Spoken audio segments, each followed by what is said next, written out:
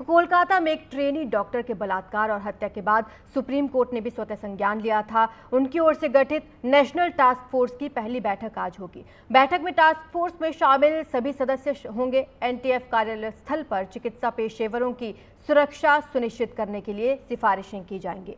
Supreme court ने task force को 3 सप्ताह के भीतर अंतरिम रिपोर्ट और 2 महीने के भीतर अंतिम रिपोर्ट दाखिल करने के लिए कहा है।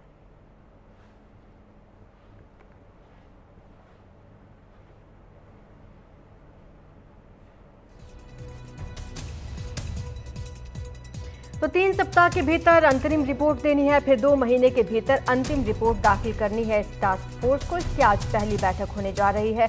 कई मुद्दों पर इस बैठक में चर्चा होगी, जिसमें सबसे बड़ा मुद्दा डॉक्टर्स की सुरक्षा है।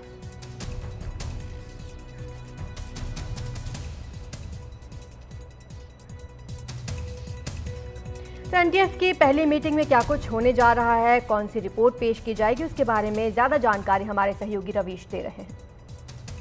सुप्रीम कोर्ट के निर्देश के बाद में आज पहली बैठक जो नेशनल टास्क फोर्स है उसकी हो रही है और ये जो बैठक है ये कैबिनेट सेक्रेटरी के नेतृत्व में हो रही है। इस बैठक में कैबिनेट सेक्रेटरी के अलावा होम सेक्रेटरी, हेल्थ सेक्रेटरी और तमाम जो मेडिकल प्रोफेशनल्स और डॉक्टर के संगठन हैं वो इसमें शिरकत करेंगे। और ये जो टास्क फोर्स है इसका गठन जब कोलकाता में एक महिला डॉक्टर के साथ में रेप और उसकी हत्या हो गई, उसके बाद में मामला जब सुप्रीम कोर्ट में पहुंचा तो सुप्रीम कोर्ट ने निर्देश दिया कि एक टास्क फोर्स बनाकर और फिर उसकी सिफारिशों को लागू किया जाए। तो 14 सदस्यीय जो टास्क फोर्स है उसको बनाई गई है। इसमें तमाम लोग हैं मेडिकल संगठन से जुड़े हुए, ब्यूरोक्रेट और भी तमाम सारे लोग हैं। तो इसकी आज बैठक जो है पहली बैठक वो हो रही है। अब ये सारा जो मीटिंग हो रही है उसमें नेशनल प्रोटेक्शन एक्ट बनाने के अलावा जो है वो अभी फिलहाल डॉक्टर कैसे सुरक्षित वातावरण में अपना काम करें, मेडिकल प्रोफेशनल्स के लिए कैसे एक सुरक्षित वातावरण हॉस्पिटल में बनाया जाए, इसको लेकर जो है वो आज कई बिंदुओं पर विचार हो सकता है।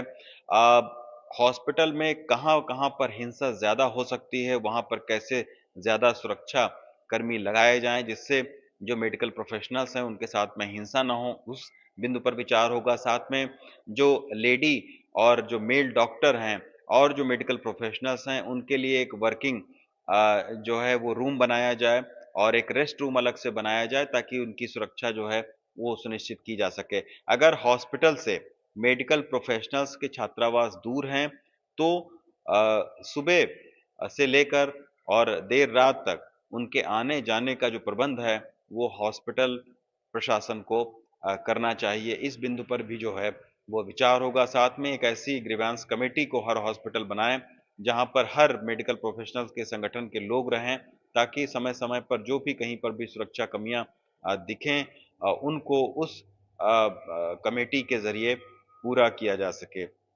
इसके अलावा ये भी कहा गया है कि कई सारे जो मरीज़ हैं उनके तीमारदार आते हैं तो एक स्क्रीनिंग ऐसी हो ताकि पता लगे कि आखिर कौन-कौन हॉस्पिटल में आ रहा है और अगर वो कोई हिंसा करता है तो फिर उसके खिलाफ में तुरंत कड़ी कार्रवाई की जाए। तो इन सारे बिंदुओं पर आज मेडिकल टास्क फोर्स जो है वो विचार कर रही है। मीटिंग के बाद पता चलेगा कि आखिर किन-किन सिफ़ारिशों को मेडिकल्स के प्रोफ़ेशनल्स ने दिया है, कहाँ-कहाँ पर कब और कैसे लागू होगा, ये बैठक के बाद पता चल पाएगा।